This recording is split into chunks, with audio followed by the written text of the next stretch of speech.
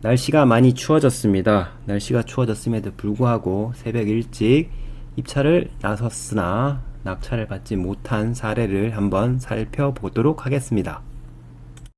사건 번호는 2023 타경 59065 사건입니다. 경기도 용인시 처인구에 위치하고 있는 물건인데 물건 번호는 1번부터 6번까지 있고 물건 번호 1번인 경우에는 다 가구 주택이며 물건 번호 2번부터 6번까지는 2번은 근린상가, 나머지 3, 4, 5, 6은 연립주택이 되겠습니다.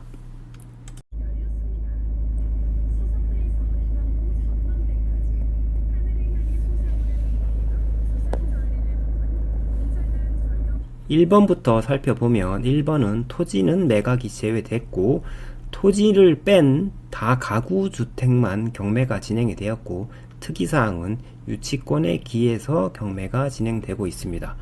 낙찰자는 한 명이 나타났고 한 번 유찰된 상황에서 한 명이 낙찰을 받았습니다.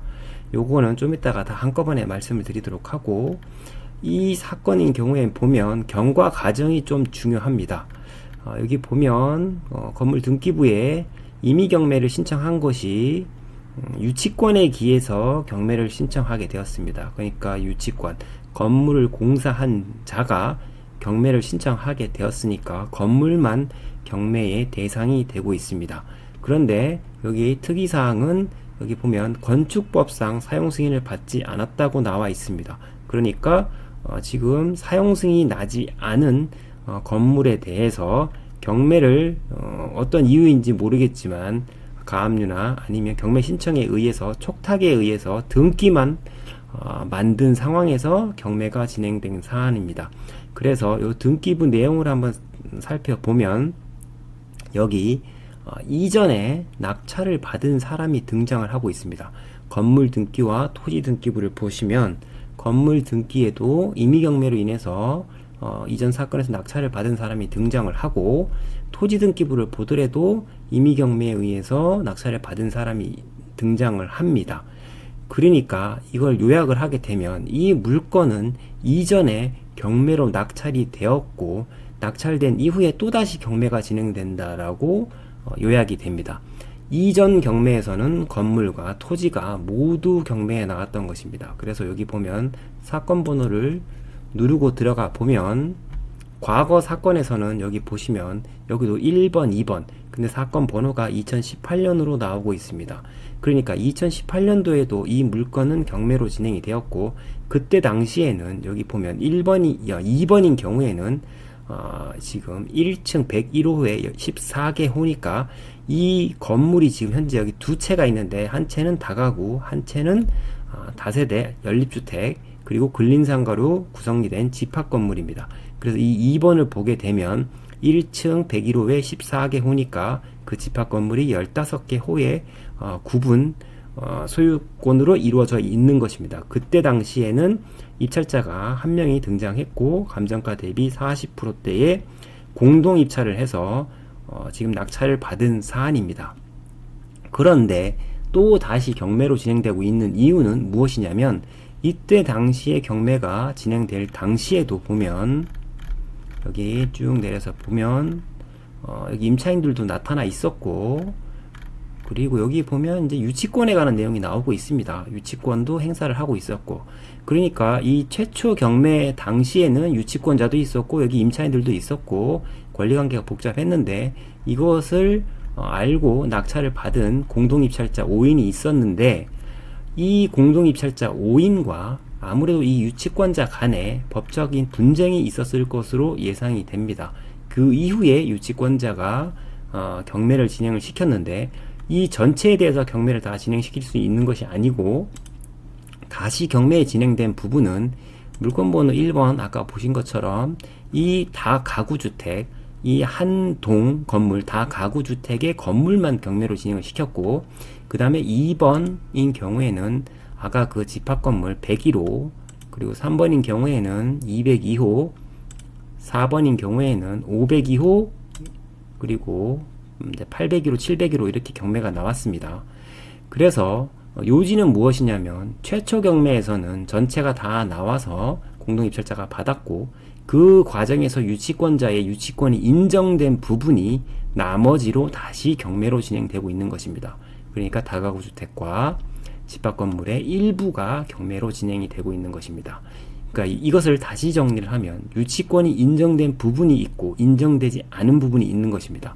그러니까 이전 경매에서 아마도 임차인들이 있던 부분은 점유 부분에 대해서 이 법적인 효과, 유치권의 효과가 인정되지 않기 때문에 그 부분은 유치권자가 진 것으로 보이고 나머지 점유를 유지했던 부분에 대해서는 지금 이 경매에서 지금 유치권을 주장하고서 경매를 신청한 것입니다.